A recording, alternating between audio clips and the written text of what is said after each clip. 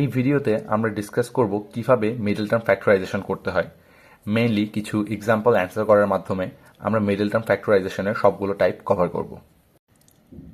Middle term factorisation করার সময় যদি এক্সপ্রেশনে এক্স স্কোয়ারের কোফিশিয়েন্ট 1 হয়ে থাকে, তখন কনস্ট্যান্ট এর ফ্যাক্টর দিয়ে মিডল টার্মকে এক্সপ্রেস করতে হবে। দ্যাট মিন্স মিডল টার্ম 7xকে কনস্ট্যান্ট 10 এর ফ্যাক্টর দিয়ে এক্সপ্রেস করতে হবে। এখন দেখি 10 এর ফ্যাক্টরগুলো কি কি। 10 এর ফ্যাক্টর হলো 1, 2, 5 and 10।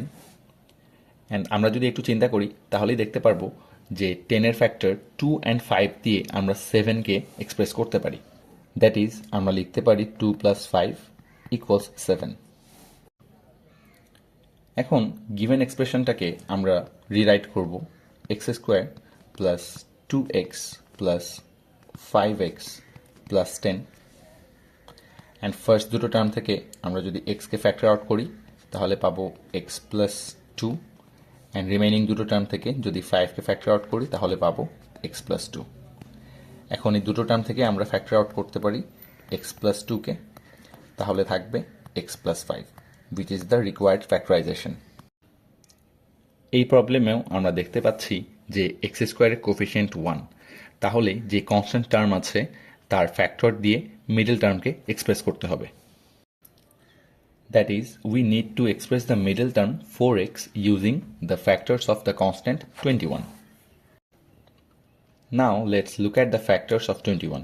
The factors of 21 will be 1, 3, 7 and 21.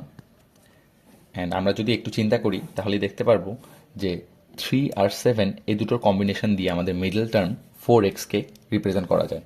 That is আমরা লিখতে পারি 7 - 3 = 4। এখন গিভেন এক্সপ্রেশনকে আমরা রিরাইট করব x² অ্যান্ড 4xকে তো আমরা রিপ্রেজেন্ট করব কিভাবে, +7x - 3x - 21।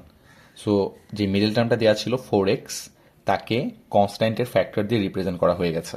এখন ফার্স্ট দুটো টার্ম থেকে এক্স ফ্যাক্টর আউট করলে থাকবে x + 7, অ্যান্ড রিমেইনিং দুটো টার্ম থেকে আমরা যদি -3 ফ্যাক্টর আউট করি তাহলেও থাকবে x + 7, অ্যান্ড এই দুটো টার্ম থেকে x + 7 ফ্যাক্টর আউট করলে x + 7 times x - 3, which is our required factorization. X স্কোয়ারের কোফিশিয়েন্ট 1 না হয়ে যদি অন্য কোনো কিছু হয়, যেমন এক্ষেত্রে এক্স স্কোয়ারের কোফিশিয়েন্ট দেখতে পাচ্ছি 2, সেক্ষেত্রে এক্স স্কোয়ারের কোফিশিয়েন্ট অ্যান্ড যে কনস্ট্যান্ট টার্ম থাকবে সে দুটোকে মাল্টিপ্লাই করব। ইন দিস কেস 2 × 3 = 6, অ্যান্ড 6-এর ফ্যাক্টর দিয়ে যে মিডল টার্ম আছে সেটাকে এক্সপ্রেস করব। নাও দ্য ফ্যাক্টরস অফ 6 আর 1, 2, 3 অ্যান্ড 6। একটু লক্ষ্য করলে আমরা দেখতে পারবো যে 1 অ্যান্ড 6 এই দুটোর কম্বিনেশন, দ্যাট ইজ 1 + 6 দিয়ে আমাদের মিডল টার্ম 7কে এক্সপ্রেস করা যায়।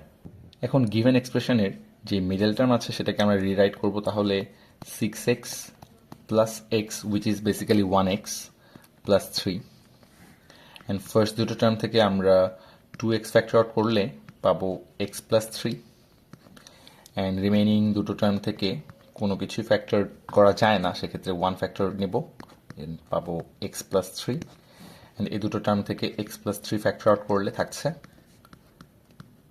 x + 3 times 2x + 1.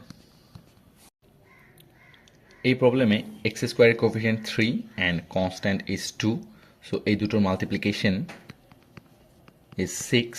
তো এখন 6-এর ফ্যাক্টর দিয়ে যে মিডল টার্ম আছে -5x সেটাকে রিপ্রেজেন্ট করতে হবে। Now we have the factors of 6 to be 1, 2, 3 and 6, and যদি আমরা একটু খেয়াল করি তাহলে দেখতে পাবো যে 1 and 6 এই দুটোর কম্বিনেশন দিয়ে যে মিডল টার্ম আছে -5x সেটাকে রিপ্রেজেন্ট করা পসিবল। দ্যাট ইজ আমরা যদি লিখি -6 + 1, দেন উই উইল হ্যাভ -5। এখন গিভেন এক্সপ্রেশনের মিডল টার্মটাকে আমরা রিরাইট করব 3x² -6x + x - 2। সো আমরা এখানে -5xকে -6x + x দিয়ে রিরাইট করলাম। এখন ফার্স্ট দুটো টার্ম থেকে আমরা 3x ফ্যাক্টর আউট করলে পাবো x - 2, অ্যান্ড রিমেইনিং দুটো টার্ম থেকে কোনো কিছু ফ্যাক্টর নেওয়া যায় না, সেক্ষেত্রে আমরা 1 ফ্যাক্টর আউট করলে পাচ্ছি এক্স মাইনাস টু, অ্যান্ড এই দুটো টার্ম থেকে X minus two factor out করলে থাকছে X minus two 3x plus 1. And that's our answer.